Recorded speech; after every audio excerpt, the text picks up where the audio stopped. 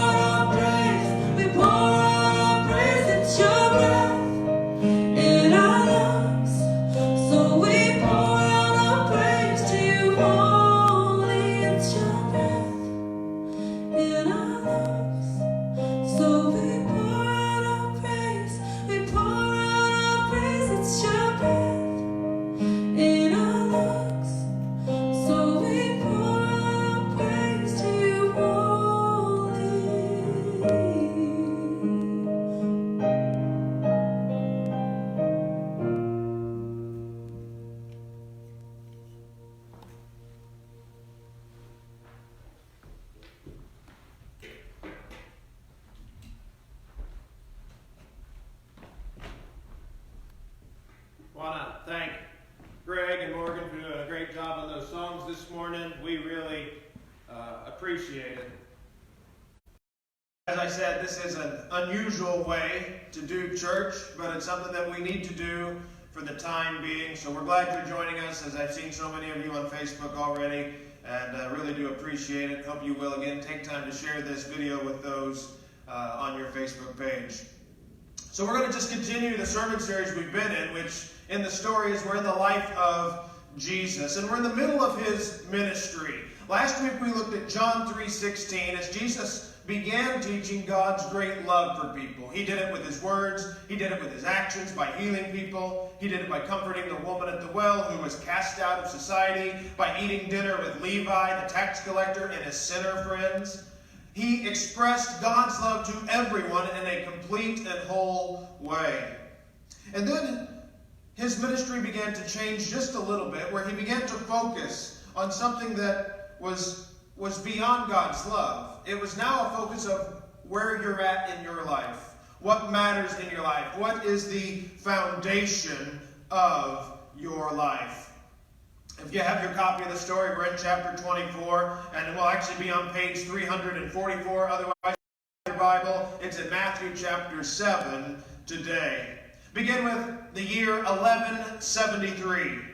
There was money donated by a widow by the name of Donna Berta, and they laid the foundation of a bell tower that was next to a cathedral. The idea was this cathedral was incomplete without some major project next to it, so they thought a freestanding bell tower would complement the cathedral perfectly. However, there was a lot of war that was going on at that time, and it took over 200 years to complete this project in Italy when it finally was taken over and finally completed after a battle was finished. The third floor was completed, and then something odd began to happen to this structure. It began to lean. I'm sure you already know what tower I'm talking about. We call it the Leaning Tower of Pisa. Now, Pisa is an interesting word. It means marshy land. They were going to build this tower on marshy land. And so in order to take care of it, designers brought in 53 shiploads of dirt. 53 of them. The problem is when you build such a large structure on unsettled soil, it can cause it to lean or shift or cause problems. And that's exactly what happened. Experts believed for years that this tower was going to fall. But then in the year 99 to 2001, some creative engineers got to work and they found a way to not only stabilize the tower, but slightly take away some of the lean. But they figured it's temporary at best. They have about 200 years to find a way to continue to fix it before it continues to fall. But there is one other issue. If a major natural disaster were to take place, it's going to collapse. And it just so happens it is built on a fault line. That is just one of the worst combinations you could ask for in construction engineering. Foundations are so important to construction projects. When they fail, the whole structure fails. It doesn't matter how well something is built. When the foundation fails, the whole structure is doomed. Jesus talked about this when he was on the earth in Matthew chapter 7, beginning in verse 24. Anyone who listens to my teaching and follows it is wise, like a person who builds a house on solid rock. Though the rain comes in torrents and the floodwaters rise and the winds beat against that house, it won't collapse because it is built on bedrock. But anyone who hears my teaching and doesn't obey it is foolish. Like a person who builds a house on sand. When the rains and floods come and the wind beat against the house, it will collapse with a mighty crash. Bad foundations equal bad results. Good foundations equal good results. Now, in construction terms, what is a bad result? It's the collapse of a building. And what is a good result? It is a structure that lasts. Jesus says in this text that the one who does what he says is building on a good foundation. He is wise. The one who does not do what he says is building on an unstable foundation. He is unwise. So the simple question this morning is, what makes up a wise foundation? What makes up a foundation for our life that will last? For a building, it's stable soil. But for us, there are some necessities that we need to go through. And in order to look at those, I've given you an outline. I shared it on the Facebook page last night. So if you are one of those who like to follow outlines, it's already on there. I filled in the blanks for you just in case you miss one of them. But that'll get you to follow along with us pretty good. Beginning of a solid foundation is truth. A solid foundation is built on truth. I started looking up some interesting lies that parents have told their children, and I hope to get a good laugh track for you on some of this. So we'll see how it goes. But there was one dad who told his daughter that the rumble strip on the side of the highway was for blind drivers. Okay, we'll try another one here. Or how about the one dad who told his kids that dandelions were illegal, which is why they needed to pick them out of the front yard so they didn't go get arrested. All right, I hope you're laughing more than them. All right, we're going to try this next one. How about the mom that told her kids she was terrified of mice so they could never go to Chuck E. Cheese? Okay, they're laughing more than you can hear, I promise. I didn't break that promise, did I? Anyway, it don't matter. Kids aren't any better. I did hear about one kid who was growing his own pot plant in his room, and his parents came in kind of suspicious about what it was, and he said it was an exotic tomato plant from Colombia. And for the next 10 years, for Christmas, they bought him exotic plants because they thought he had such an interest in those plants. All right, very good. Now, those lies seem harmless, I admit. They don't seem like a big deal. But once you tell one lie, it begins the snowball effect, and it becomes much easier to tell another lie. And then it becomes much easier to tell another lie. And you get the idea here. There's no such thing as a harmless lie because it sets a pattern of behavior in your life. A life built on lies is a life built with a house of cards. It looks pretty, but it's going to collapse every single time. I'm sure everyone here has told a lie at some point. You know, since I can't hear it, why don't you just admit out loud what that lie is right now? So go ahead. What is one lie that you've told before? You two can keep it to yourselves. All right, very good. So you shared it, possibly. It's not easy telling lies and then admitting it. It makes you feel ashamed. It makes you feel sad. And you live in constant fear of the truth coming out. Why? Because when you tell a lie, you hurt more than just yourself. You hurt others. Back in 1989 in October, there was a massive earthquake that rocked San Francisco. You might remember this. It was around the time of the World Series, and it was like 7.1 on the Richter scale. 42 people died. But most of those deaths happened when a double-decker bridge collapsed on top of itself, crushing so many people. Now the question became is, why did this bridge collapse? It's still closed to this day, and there are other bridges that were affected but are still operational. So what happened to this particular bridge? Well, they found out that soil and rock were brought in to lay the piers of the bridge. It was unstable. They found out the top deck wasn't anchored to the lower deck. It was unstable. So when the earthquake hit, it had no solid foundation with which to withstand the shock. Now, those 42 people that died on that bridge, did they do anything wrong? Did they build this construction project poorly? Did they make a mistake? No. But the mistake of the designers cost them their lives. And when you tell a lie, it may be very well that you hurt someone unintentionally. It may be very well that you hurt them in a way that is not their fault at all, but it is your lie that is causing them pain and difficulty. When you build your life on a foundation of lies, you're going to hurt more people than just yourself. You're going to impact those around you in a variety of negative ways. You may even kill them. Oh, probably not literally. But maybe you'll kill their desire to ever know God because you claim to be a Christian and yet you've lied time and again. Many people have never come to church or quit coming to church because of the hypocrisy they've seen in church members. They've seen in liars. Psalm 15:1 says, Lord, who may dwell in your sanctuary, who may live on your holy hill, he whose walk is blameless and who does what is right, he who speaks the truth from his heart. A solid foundation is built upon truth. Lies will tear you apart from the inside out. We need to build a solid foundation on truth. That's why Jesus says you're wise when you do what he says. Secondly, a solid foundation is built with commitment. Commitment. Think of two people who decide to get married. If they decide to get married, they have obviously followed a process called the dating process. They go out on a date for whatever reason. Maybe it's a blind date. Maybe they knew each other from school. Maybe they met each other at a social event. Not anymore. But back in the day when that kind of thing used to happen. And so they get to know each other. And they go to dinner, and they go to movies, and they take part in each other's hobbies. They go to the golf course, or they go to the baseball game. They do those types of things. They get to know each other, and they find that they have a lot in common. They care for one another, and then they decide they're falling in love, and the next logical step is engagement. It's engagement. And after this, they start making wedding plans and booking wedding halls, and the preacher, and the church, and the reception hall, and the DJ.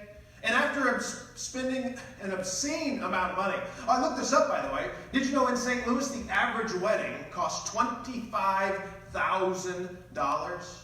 And nationwide, it's over $30,000. I saw in San Francisco, it's $36,000 for the average wedding.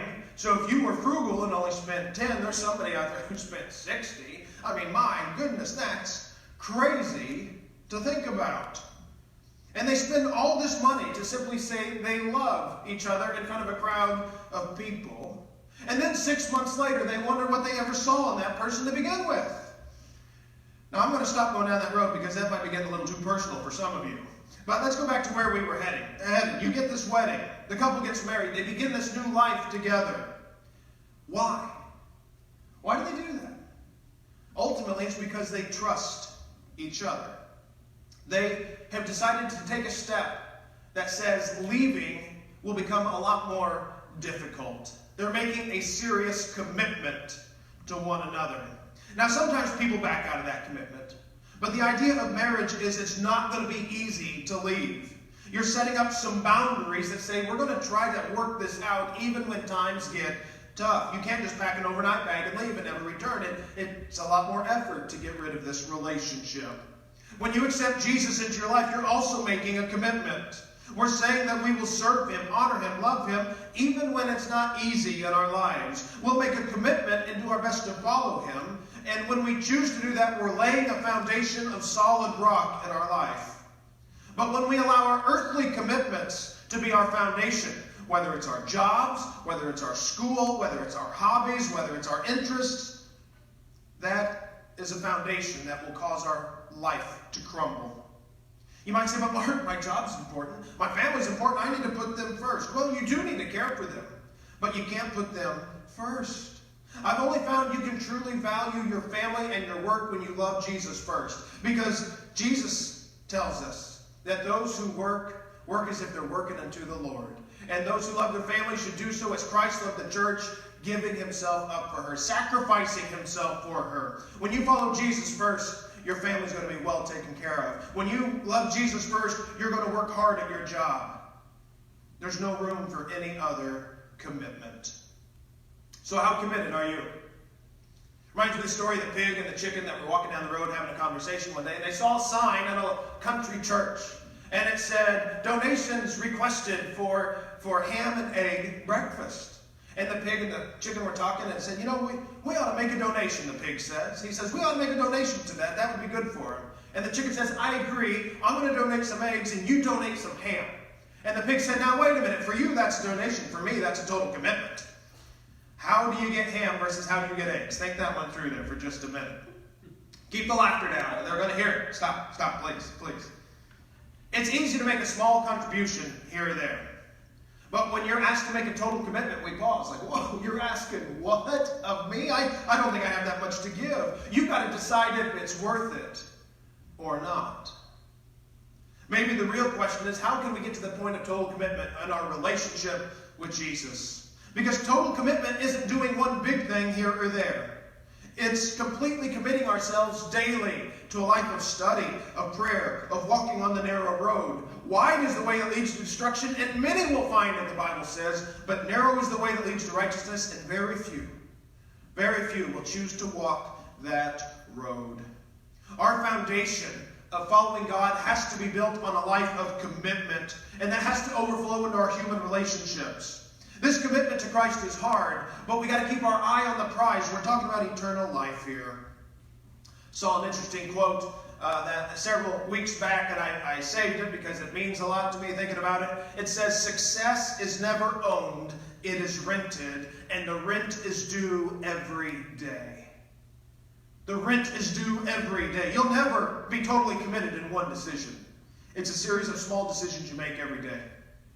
I want to read an article from you, some excerpts from Kent Sanders. You might remember Kent led worship with us over the summer and in the fall, and he wrote an interesting article about baseball. And so I want to just read for you. Give me 3 minutes and I'll read through this for you. We all want home runs. We all want the New York Times best-selling book, the #1 hit, the major show in the art gallery, or some other type of big win. That's why we often feel paralyzed. Great work is never created in a single moment of glory.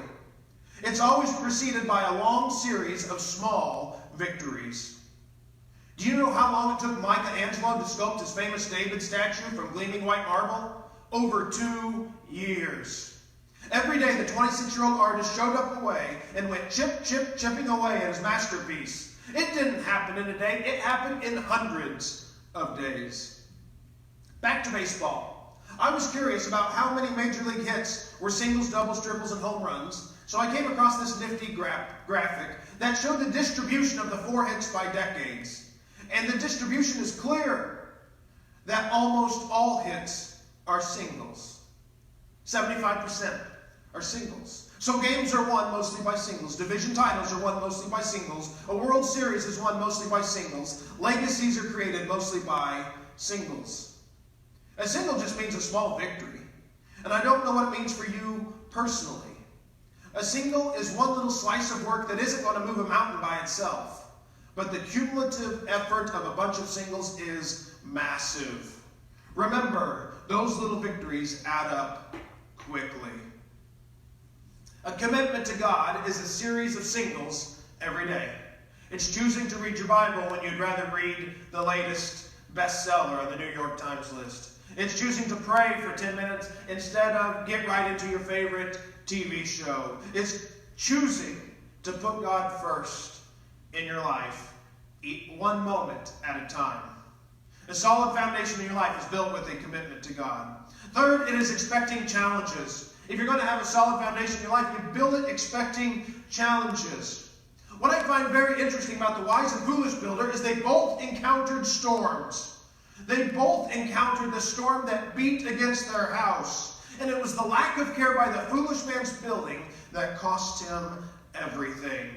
But it was the wise man who thought carefully about what would happen in his life later on that allowed him to withstand the rain, the wind, and the thunderstorms. It probably took more time, more materials, probably cost more money. He probably didn't get to go out with his friends as much as the other guy. But boy, did it pay off big in the end time. When you align yourself with Christ, you are setting yourself up to face the tough times of life. You're not going to be exempt from the tough times, but you're prepared to handle them. Christian and non-Christian alike are dealing with the coronavirus. It's everybody who's got to go through this. It plays no favorites. But the difference for the Christian is the peace of God has prepared us to better handle this situation in our lives. I like to reflect on what Paul says in Philippians 4:12. I know what it is to be in need and to have plenty. I've learned the secret of being content in any and every situation, whether well-fed or hungry, living in plenty or in want. Paul learned the secret of contentment. What is that secret? It is a life built with Jesus. Paul knew what it was like to have every luxury in the world. And he knew what it was like to sit in prison, which is where he was when he wrote this letter. This doesn't mean you enjoy the aches and pains of life. It means you learn to be content no matter what life deals to you. And you know what Paul concluded a few verses later? He says, my God will supply all of your needs according to his riches in the glory of Christ Jesus. God will supply all your needs. Last Sunday, I wanted potatoes for supper, and so I went to Schnucks. They were sold out of potatoes. I thought, well, no big deal. That's fine. I'm going to get some eggs. No dice. They were sold out of eggs. I thought, well, let me at least get milk for cereal for the kids for breakfast in the morning. Nope. They were sold out of milk. I thought, well, this is getting ridiculous. I want bananas. I've been kind of into making smoothies recently, so I'll get some bananas. Nope. Sold out of bananas. I thought, you've got to be kidding me. The store was half empty. Toilet paper? What a joke. There was nothing to be found except for a few bags of rice and beans. And, I like rice and beans as much as the next, but I like some variety in my diet too. Fresh meat, none to be found whatsoever. And I was getting a little bit agitated about the situation. And I bet some of you have dealt with that as well. Bread? There was no bread. And so I was just like, what am I going to do? Then I started reflecting on what Paul said. Paul says, I've learned to be content whatever the situation. And so I had to make a decision. Am I going to really let this upset me? Or am I going to start seeing the big picture? There's plenty of food out there, y'all. It may not be the food you want to eat all the time, but you're going to get by. And so I've decided that whether I have a filet mignon or a ham sandwich without bread, I'm going to just be happy. I'm going to be content. I'm going to say it's fine. My needs have been met. That's not to say there won't be moments of discouragement during this virus, because I'm going to be discouraged at times, and you will too. The question is, will you choose to rise above it? What would break the foundation of your world today? If you lost your house, would you be devastated? If you lost your spouse, would you take your own life? If you lost your job, would you give up? If you lost your investments, would you fall into depression? If you lost your health, would you have a reason to live? If you lost your best friend who turned their back on you, would you be angry forever? If you had to be quarantined for the rest of the year, would you pout and go crazy? Now, none of these situations are fun. Some of these we're all going through together at the same time. Some of these you've gone through. Some of these you will go through. My question is, are you prepared for them? Are you prepared to deal with them? Do you have a foundation in your life that will allow you to deal with them? That's not to say you won't get worried. That's not to say you won't be concerned. That's not to say you'll be like, oh, that's fine, I didn't mind.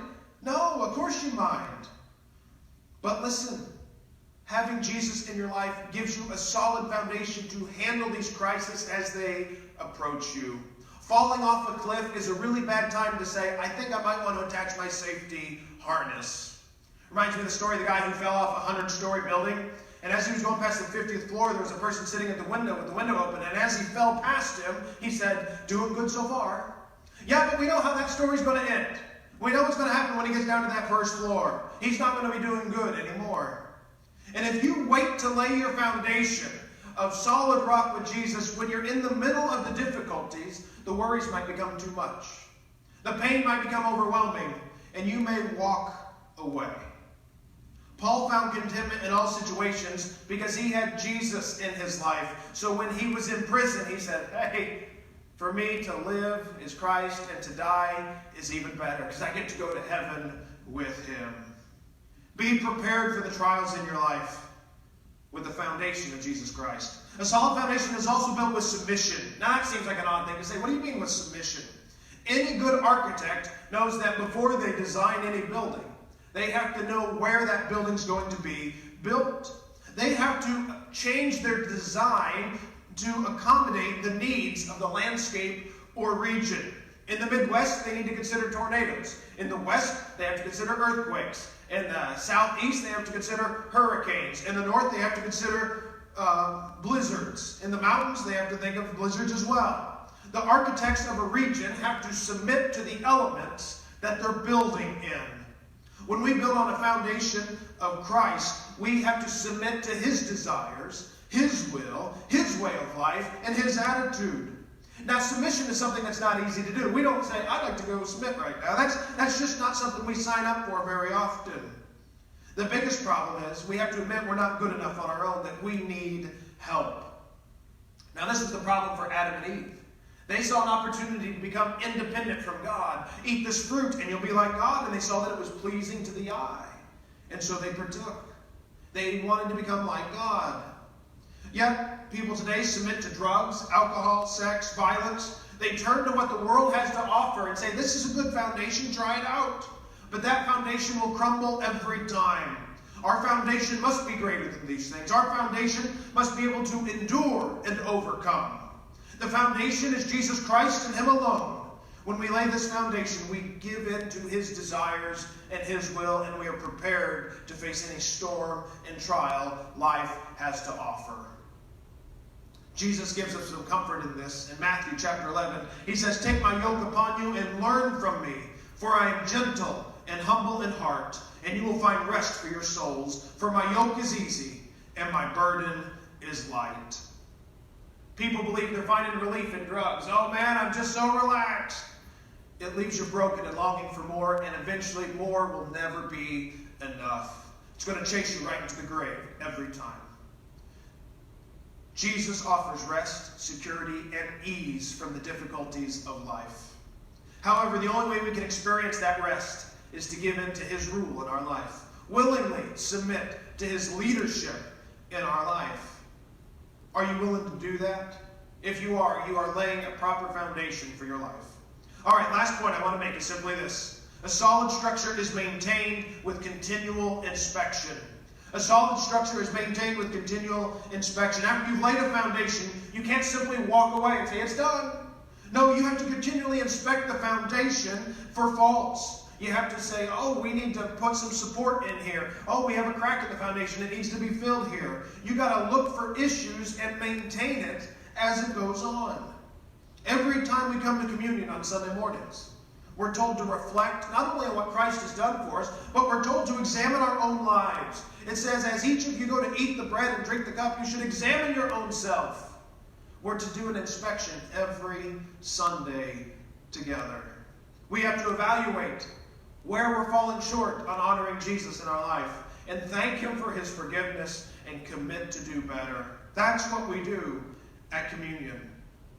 Sometimes we find unexpected cracks. I didn't realize that was an issue. Other times it's the same wear and tear over and over again. That's when we invite the good architect to come into our life and to fix the problems that we have.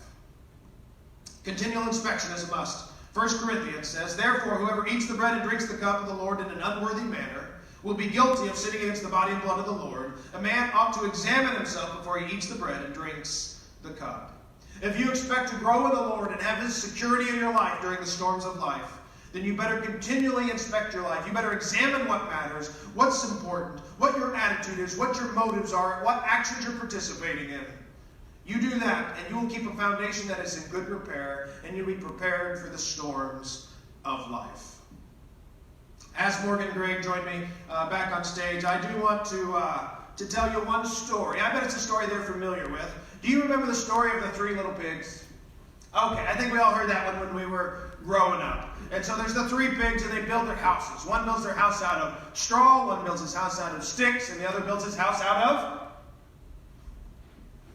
bricks. Oh my goodness, neither one of you knew that. That is awful. Okay, bricks. All right, so the house out of straw, it took the pig 1 day. The house out of sticks took the pig 2 days, but the house out of bricks took weeks to build.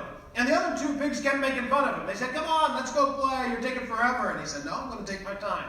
Well, eventually he finishes his house, and shortly thereafter, somebody shows up. Do you remember who shows up?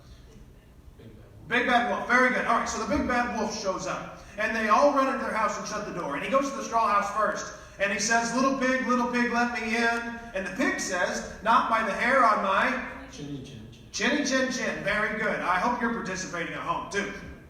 He says that I'll huff and I'll puff and I'll blow your house down. Which I encourage you not to do that because that can spread germs, and we are really conscious of that these days. But anyway, so sure enough, he blows the pig's house down. He runs over to the house with the sticks, and he gets in there, and they hide in there. Same story, blows the house down. They go into the house of bricks, and the wolf can't blow it over. And the whole idea is, if you would have taken more time and been more thoughtful, you would have been more prepared for the difficulties of life. Notice all 3 pigs faced the big bad wolf, but only one was successful in withstanding the enemy.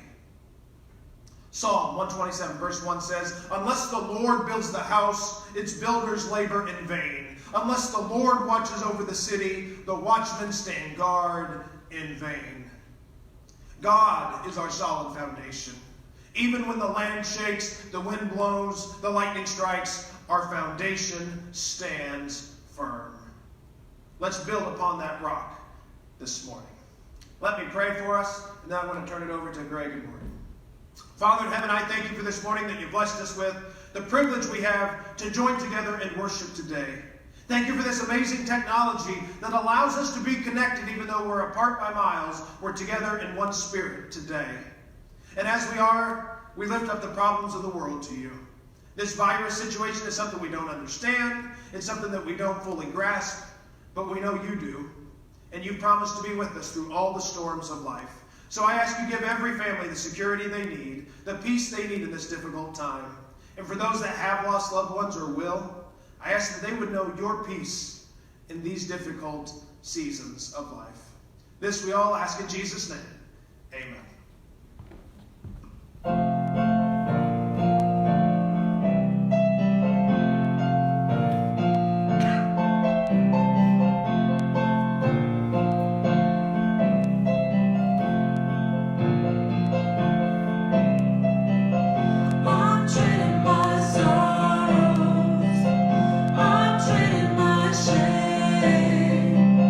I'm laying them down for the joy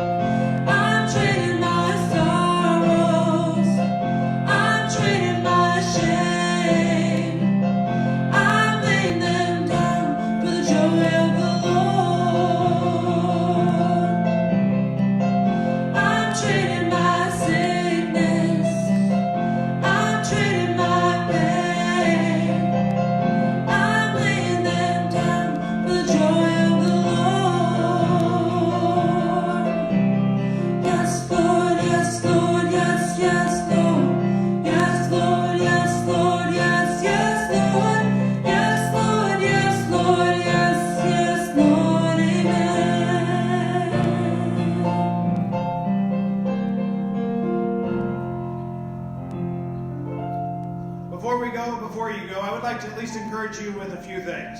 Number one, do check in with those in your life that might need help. Maybe it's an elderly person that's home alone. Maybe it's a friend, a family member, a neighbor. Check in with them. See if you can help meet any of their needs in a safe way. Do wash your hands and all those things that you're supposed to do. That would be great. 3, if you're able to share this video on Facebook, we would appreciate it. 4, we want to offer you some more help throughout the week. So starting tomorrow, I'm going to begin hopefully a daily video cast for you with an encouraging thought to help you through the lockdown that's hit Missouri and Illinois. For Missouri, it starts tomorrow. So it's going to be hopefully daily, give you something to think about. Also going to offer you a communion meditation at that time, so you have a chance to take communion with your family at home and reflect on what Jesus has done positively for you. And finally, if you have an opportunity to give and you would like to support the church, you can go to our website at crestwoodchristianchurch.com. There's a donate button at the top of the page. We appreciate anything you can do to help out the ministry, as times are tough for everyone. So if you're able to support us, we very much appreciate it. Thank you, Greg. Thank you, Morgan. You all be safe out there, and we will see you later this week.